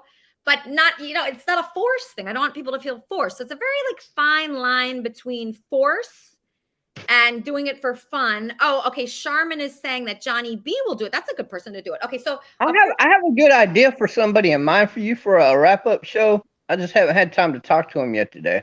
Oh, who's that? You're not going to tell us? It's going to be a secret? What's a secret? Somebody good? Yeah, you good for us, Bob? Somebody pretty? You get us another pretty boy? No, he's not as pretty as Stephen Bullish. That guy wasn't very down to do this, though. See, it can't be just good looks alone. It has to be somebody that's enthusiastic. That's the number one trait of a Kermitarian is enthusiastic. So you could be a 10, but your enthusiasm, if it's a 2, you're not a good host. So I like people that are enthusiastic, that are really super into it and excited to branch out in the world and meet people and make friends and fans and connect. So unless you have that quality, you're just not going to be able to do it on looks alone. Yeah, oh, absolutely, absolutely. You got to be a happy-go-lucky kind of person at least. I just want to say congratulations on Wheezy. I think Wheezy is a really great person. I think he's going to make a good co-host too. He is. He's good. He shows up. He's reliable. He nominated himself, which I love that. And, he just has a lot of enthusiasm. He follows the show. He follows the characters and what's going on. That's super important. And he's got a lot of great qualities. So I'm absolutely thrilled with him. And, I need help. I'm not saying I'm not trying to be cool and say, this is so easy. This is really not easy. In fact, this morning I woke up with a feeling of dread because I'm like, okay, how do I make this run? It does not run itself. You need people here. You need people here. So the fact that we got Charmin's campaign managers, what do you call it? Campaign managers assaultee. Is that what you call it? I don't know. The fact that we got that is a miracle. Kermit and Friends. Hey, Lisa, I just wanted to, again, thank you. And I wish you such a wonderful work week. In terms of quality decisions, I know you have a lot more experience than I do. For instance, as a talk show host, your experience literally on the Howard Stern show, literally playing music for millions of people. But I think in terms of really wise decisions, something I didn't understand when you made the decision was saying Chumpster Bob's going to be the CFO. I said, what do you mean he's going to be the CFO? But you know what? I think that's one of the wisest decisions that I've ever seen someone make, because Bob is one of these people who isn't just, out for the long haul or out for himself. He is like so legit. I love you, Bob. I do. I do. And I love that you love America so much. I do. Yeah, I'm Isn't sure that your nice? spouses, and I know that. So what's this move to CFO? What are y'all talking about? Well, you remember a long time ago, you were the CFO. You still are. You remember that role? Okay. Yeah. You've been that for about a year now, so I'm surprised you don't know. But yeah, you're the CFO, so you're a very important person here. Another really important person is Tall, Dark, and a Handful. He's missing right now, but you two are the ones, and hopefully Wheezy, and Leaf is the producer here. We have a lot of people helping out. Okay, but the most important, we need teamwork. Yeah, teamwork, exactly. Oh my gosh, that's why I was all for creating that one little place where we could get over and go chit chat.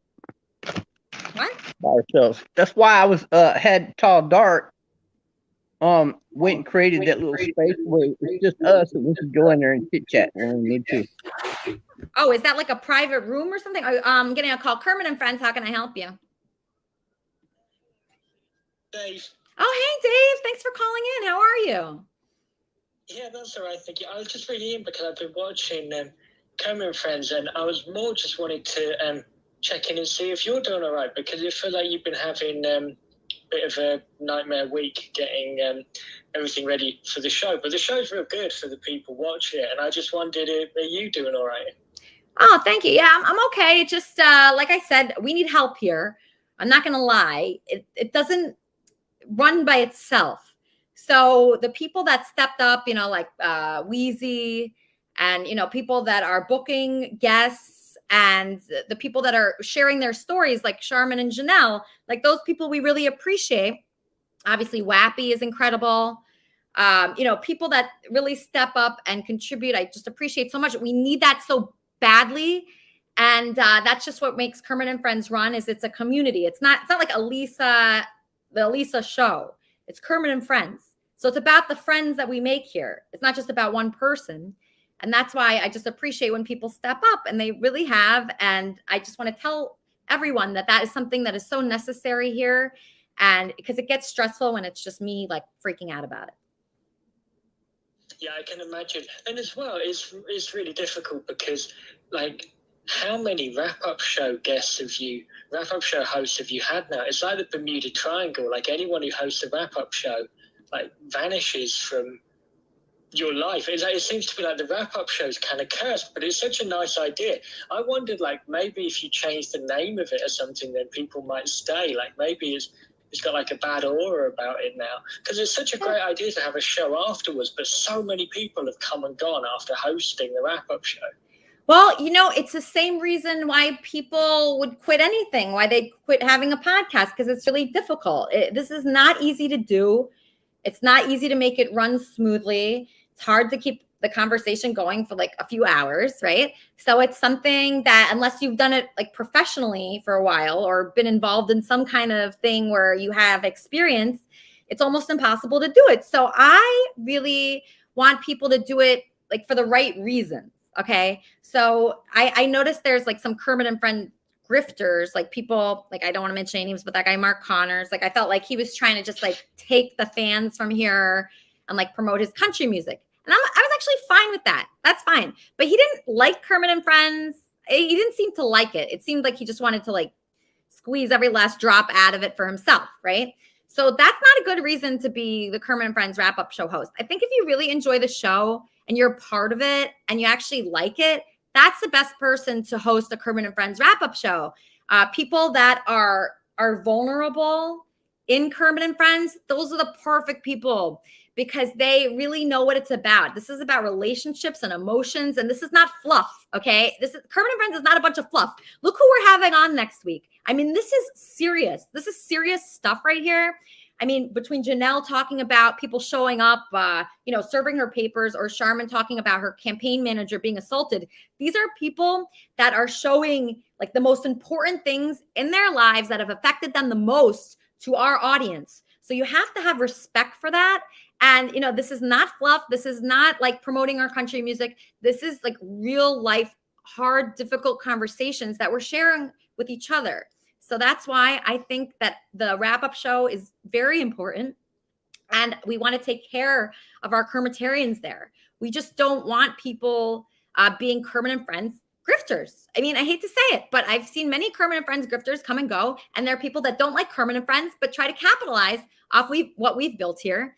And, I let it happen multiple times, but it just has to be people that have love for the show and that respect the show and the people here. That's right. And after as well, like, you shouldn't really be hosting a wrap-up show if you haven't even watched the actual show. Yeah, that infuriates me. Honestly, that infuriates me when like Mark Connors would say, "Oh, I didn't watch the show, but I'm doing the wrap-up show." It's like, fuck you. How dare you? How dare you do that? I hate that. That makes me furious, Dave. Like, that is not what, I mean, it's infuriating when people do that. So I appreciate anyone that does the wrap-up show, but please watch Kermit and Friends. If you're going to do a Kermit and Friends wrap-up show, obviously you don't know what a wrap-up show is if you don't watch the main show. Well, it really made me laugh because that happened like multiple times. Like, it wasn't just Mark Connors. It was like 2 or 3. Yeah, it was like Corey. Kermit and Friends, and then they go and do a wrap-up show, but sometimes the wrap-up show would be like 4 hours long. And then they talk about the show about Kermit and Friends that you haven't watched. Yeah, and then they try to like say they don't watch Kermit and Friends like it's a badge of honor. I hate that. I can't stand that. So yeah, people like that are no good. The people that are involved and that are stepping up and that have something to say and are vulnerable, and I want people that care about the people here. Like, being caring, that's a very important thing, because the people that are vulnerable in this community, that is not easy to do, and not everybody can do it. In fact, maybe just a handful of people in my lifetime I've seen truly open up and, serve themselves to Kermit and Friends. And that is a hard thing to ask people to do. Bob has brought pretty much everyone in his life to this show. That is big. That is a big deal. And this is not just a normal interview show. This is everything. This is like we spill our guts on this show. And so I just want the wrap-up people to respect it. And like, Corey was like, I guess that's funny that he was the host, but it shouldn't be someone that hates the show. That's not who the wrap-up show host should be. Well, it feels to me like, say if you're putting like an advertisement in like a newspaper and you were advertising for the job of wrap-up show host, they need to actually have watched Kermit and Friends and not hate it. That seems to be like your only real requirements, and to do it regularly with a kind of vaguely positive attitude. That doesn't seem very hard. Exactly. It should be. Do that. Exactly. Thank you for saying that. Thank you so much. You get it. See, people that get it, those should be wrap-up show hosts. People that are involved. Okay? If you want to be involved, you're going to have fun. Okay? I'm not having fun all the time. I got to admit, I was very miserable this morning just thinking, oh, how am I going to do this? But there is good parts of it. That you'll enjoy making friends. The people here are very amazing. I mean, I'm telling you that. I know that. Somehow, the most amazing people have found this show. I don't even know how I met most of the people, but when they come here, they understand that they have to be vulnerable and authentic and not disingenuous and not fake. You can't be fake on the show. You just get to be the real person who you truly are, which is hard to be in another environment. Like at work, it's hard to be who you truly are. Or anywhere else, or, when you go out on a date, you're fake, usually at the first couple dates at least. And that's not what this is. We want people to be exactly who they are and everything, all the flaws, all the problems. We want you to show it. So, for that reason, I'm thrilled when people tell their true story on this show. And one of the things as well that people don't realize is that, like the way you've had so many wrap-up show hosts, you have done it every week. And after a bit, like that builds up, like there is a pressure to it, and there's like a pressure to keep raising the momentum and keep things rolling along and keep new ideas coming in. And you've managed it. So even if like you woke up this morning and you maybe didn't feel 100%, the show's been real good today. So thank you. Well done, you did it again. Thank you. Thank you, Dave, for your call. I love you so much. I just appreciate you. Thank you for calling in. I have somebody that's actually says that he wants to help His name is DJ Mac. He's a new person here. Hi, welcome to Kermit and Friends. Yeah, hi. I love the show. Big fan. Big fan. Been watching you for a little while. It's a great show. You got a great show going here. Wow. All right. So you're brand new. I am. Did you watch today's show? Yeah, I've been watching all day. I watch football. I watch your show. I've watched past shows. There's no telling how much I watch. I can't stop watching. Wow. Okay. So football was on at the same time as Kermit and Friends? It always is. Yeah, you're always on a Sunday. So I'm always watching football. I'm always watching the show. That's what it is. How often do you glance away from Kermit and Friends to watch football? I mean, it's a split screen scenario. It's 2021. There's a lot of technology going on here. So I watch the games. I watch the show. There's no telling what I might be doing. Okay. And what are your thoughts on the different characters here? Who's your favorite? I've seen a lot of guys. I've seen you got the old Colonel Sanders looking guy in the bowling shirt. He's pretty cool. That guy? There he is. Yeah, there he is. There's Colonel Sanders. You got the New World Order doctor who's telling everyone to get vaccinated. He's Indian. That's pretty fun. I don't know. I've been watching recently. I don't really have any strong opinions about anybody. I'm just kind of going with the flow. Wow. All right. That sounds great. See, there's good people that reach out to us and are on Kermit and Friends. So hopefully after this will be an amazing wrap-up show that you can tune into. You'll be in the Kermit and Friends Discord. You'll make friends and fans. And hopefully you'll really enjoy it and be inspired to turn off football. How good would Kermit and Friends have to be for you to turn off your football game? Oh, like I said, it's multiple screens. I mean, you're very engaging. You're a great hostess. You really are. So I'm appreciative of that. But I mean, I like football. I like the news. I like your show. I like it all. There's nothing that gets past me. I keep an eye on everything. So don't think I'm impartial to one or the other. Well, hopefully next week when I have Charmin's campaign Whatever. manager's enemy. Yeah. Let's call her the whatever. Hopefully he'll turn off football for that because that's going to be exciting. So Charmin. Though it does impact football, right? It was a elite party the night before the Super Bowl by a major sports company. Okay, so at a major sports company event, there was an assault. We're going to get to the bottom of it next week. This is important. Charmin, why do you think it's important for people to tune in next week? Well, if you're a fan of Kermit and Friends and you care about the people here and the ongoing stories, this will be a big one. This isn't something that's going to go away after 1 week. It's something that'll play out over several weeks. I'm actually surprised that we haven't heard from any of these people before now.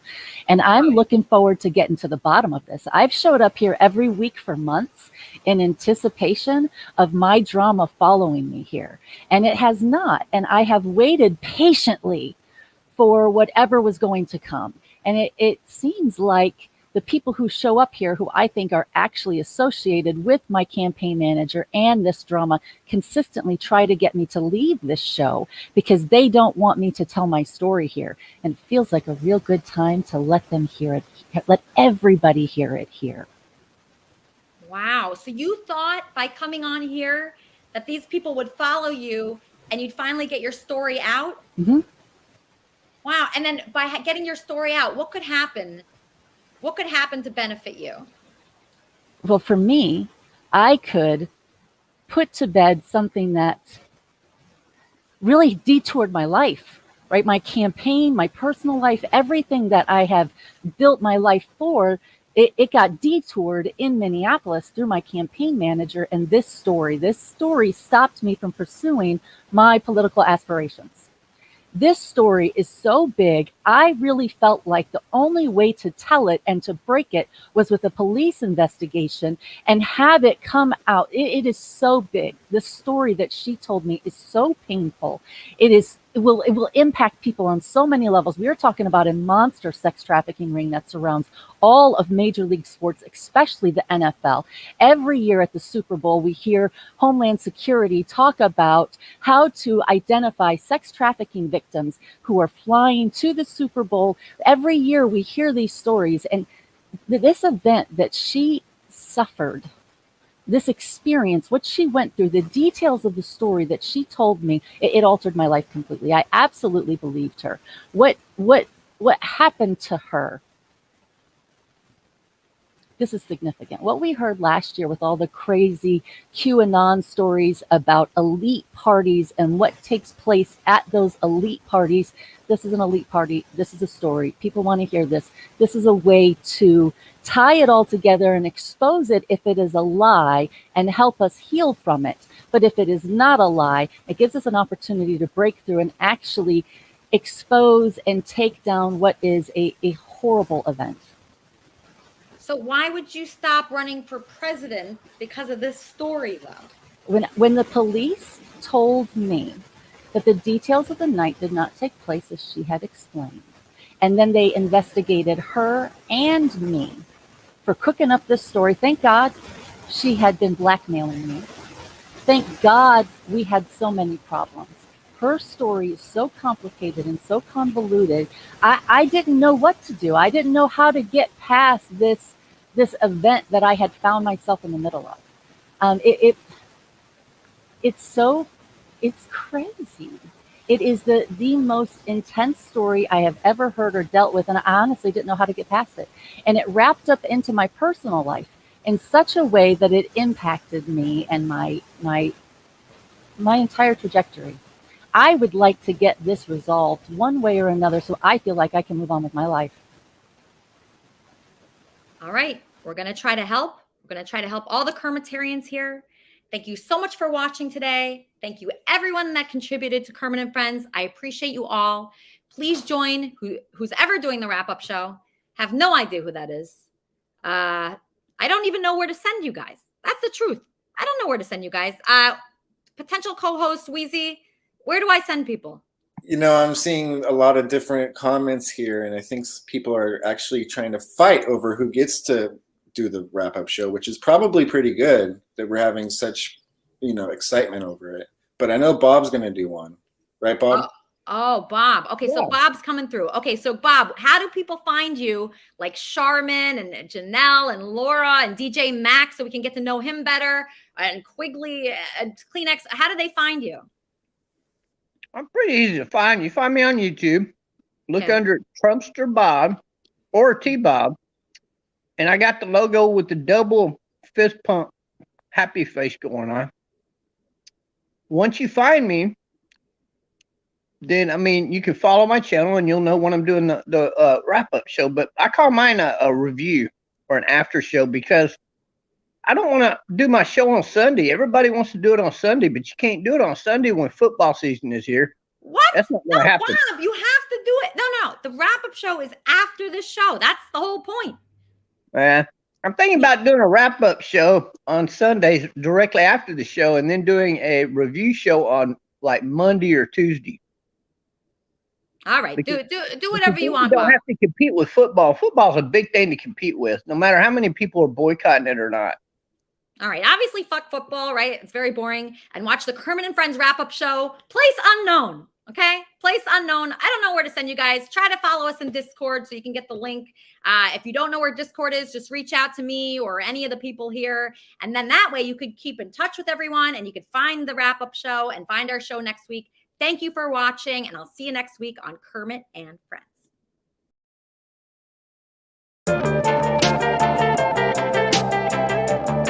You know I really got a feeling.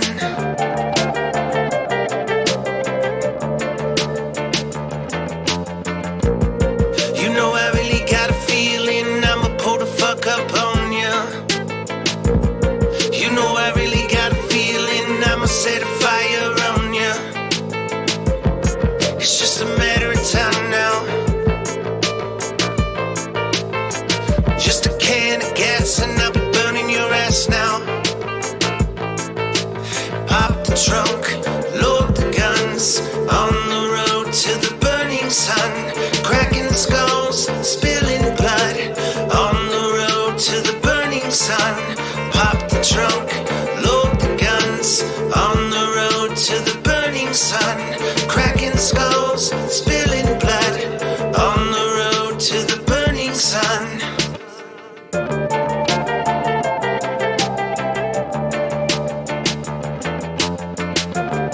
You know I really got a feeling. You know I really got a feeling I have to bust bust a few shots on you. You know I really got a feeling I have to bust a whole clip on you. It's just a matter of time now. Just a couple more rounds and I'll be taking your life now. Pop the trunk, load the guns, on the road to the burning sun. Cracking skulls, spilling blood, on the road to the burning sun. Pop the trunk, load the guns, on the road to the burning sun. Cracking skulls, spilling blood, on the road to the burning sun.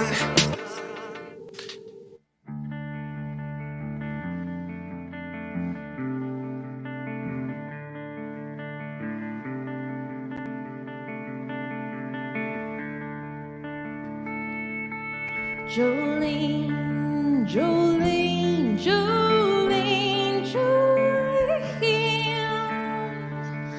I'm begging of you, please don't take my man. Jolene, Jolene, Jolene, Jolene, please don't take him just because you can.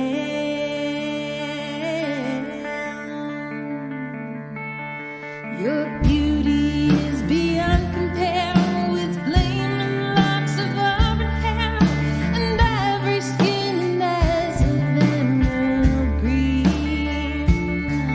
Your smile is like a breath of spring, your voice is soft like summer rain, and I cannot compete with you, Jolene. Jolene, Jolene, Jolene.